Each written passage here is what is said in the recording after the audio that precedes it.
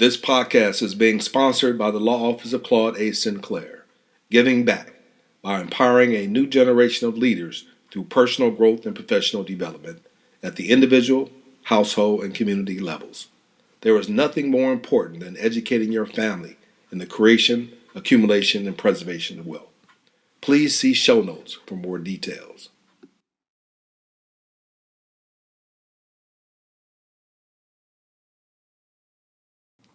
Greetings once again. This is the Reverend Dr. Claud A. Sinclair, Esquire. Let's have a fireside chat for a moment.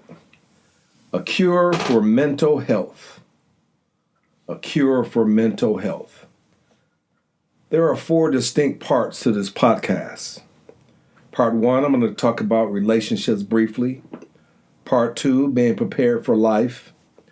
Part 3, self-therapy. Part 4, finding your purpose. Relationships. There is now a movement across the airwaves and social media that everyone should go to therapy, and therapy should not have a negative stigma. What happens in therapy? You discuss your problems on a time clock, trying to get to what's really happening, what's really keeping you from becoming your best self, and multiple appointments are needed in order to get to the root cause. Time's up, but let me write you a prescription to ease your anxiety. Of course, this is an oversimplification.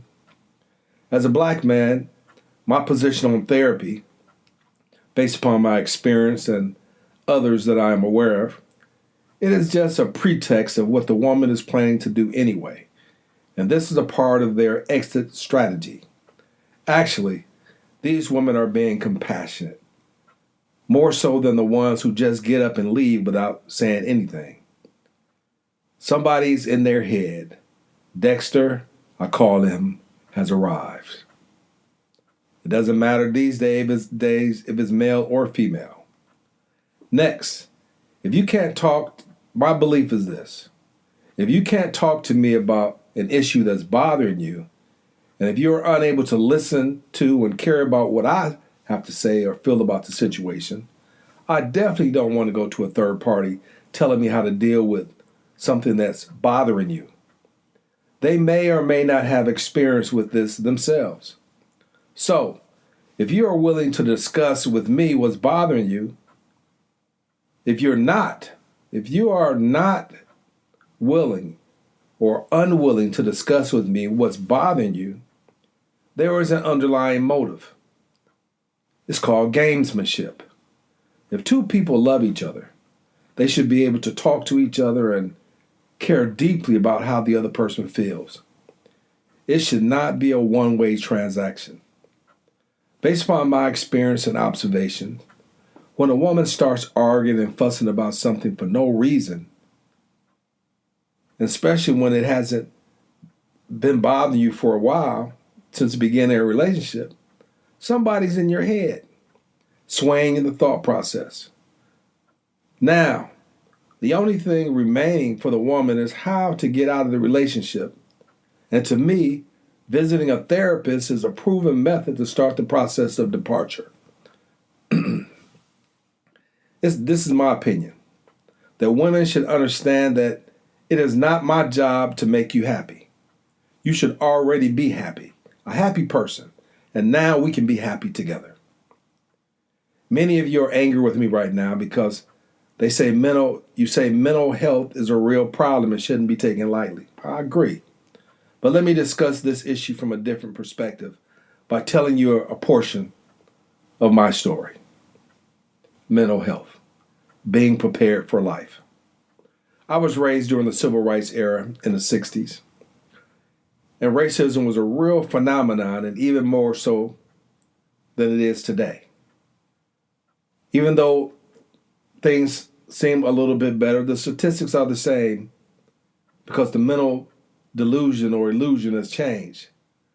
Today it appears on television to be a milder version, morphing into something quite different because you see a lot of more success by minorities on television these days. It gives you the illusion of inclusion. I had an emotional crisis in my life in 1988 when I left a secure job for a job for more money. This job lasted for less than a year when I had to resign. After which it took me 8 months to find a new job. I almost lost everything. I had recently purchased a home a few years earlier and had 2 children in private school. My then wife, after supporting her through nursing school, decided she wanted to be in another relationship with, guess who? Dexter. Financially, that wasn't a problem because she wasn't really contributing to the household anyway. But suddenly she can afford her own apartment. A story for another podcast. What saved me financially during these 8 months was that I had started a part-time business years earlier in financial planning and tax preparation. It was just getting going, and I was able to make some money, which kept me from losing my home until I was able to sell it, which also kept me from losing my GI Bill. Because if I wasn't able to pay back the home loan, I would have lost it. When you pay it back, then you can use it again. I was 26 years old when my wife encouraged me to purchase this house. It was a spacious 3-bedroom, 2-bath, and both children had their own rooms. I was 30 years old at the time in this new job.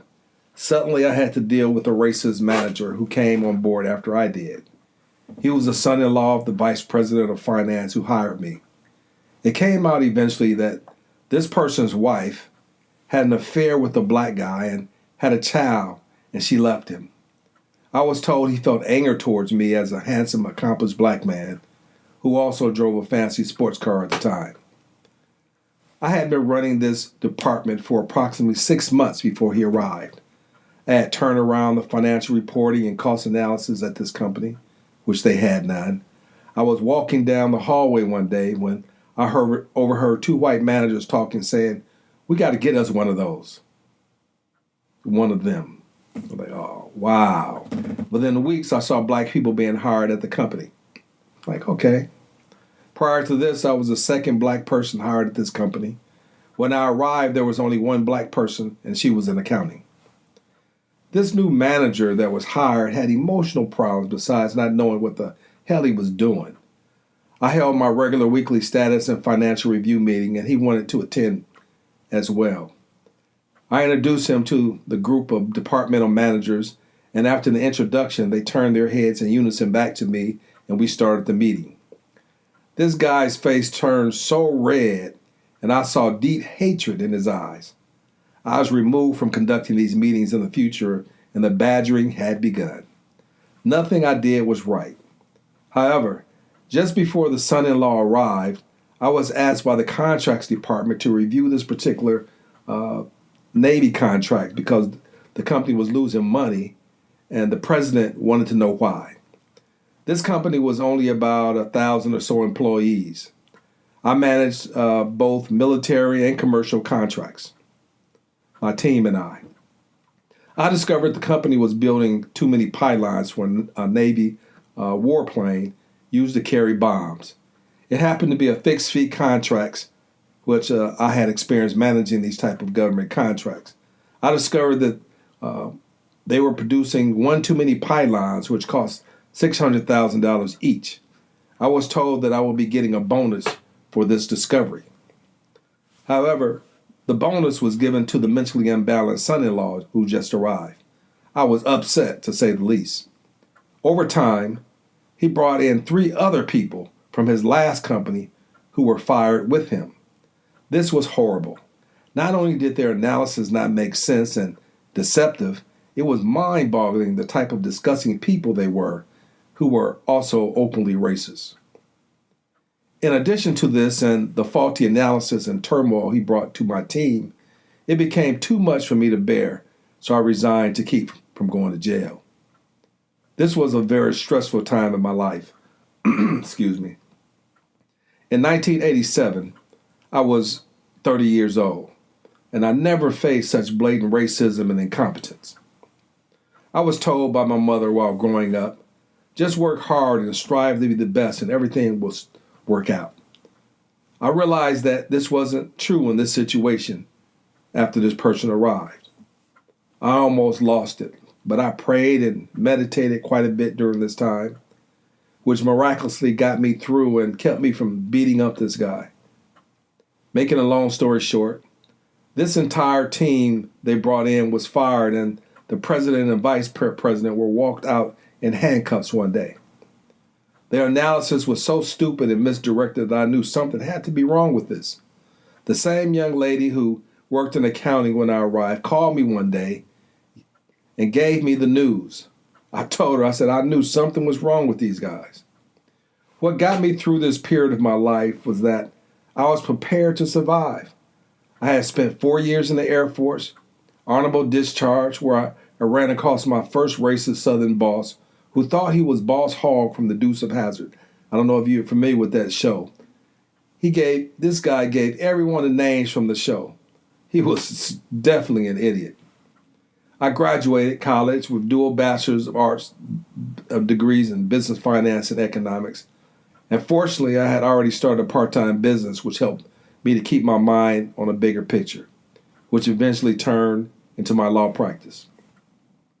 This is my first time ever leaving home that I was without employment.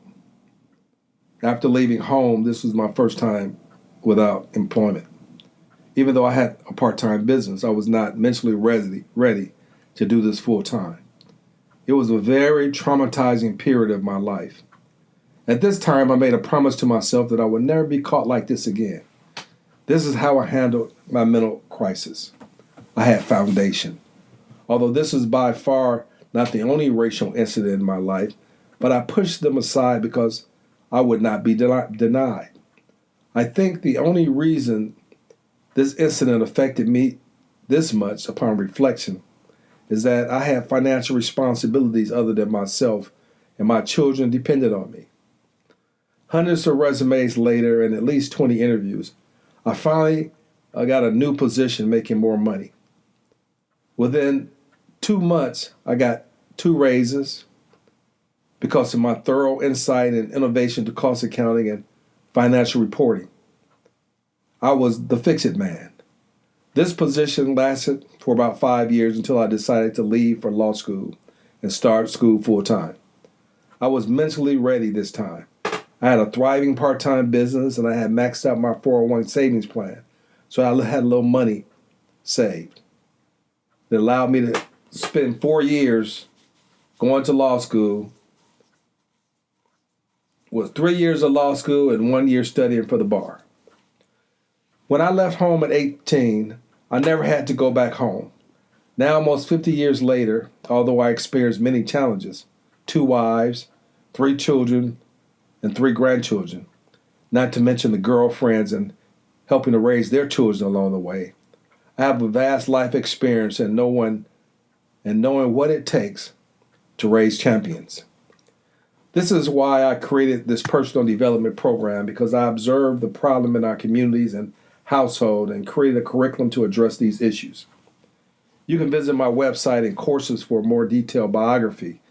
This program is designed to provide a foundation for life, a perspective I did not have while growing up, and most of us have not had, majority, over 99%. It was a life of trial and error, and some errors I'm still living with till this day. Self-therapy. The temple of inner peace and prosperity I created for self-therapy. Teach your children to love themselves, and that loving yourself means preparing yourself for life. As my story illustrates,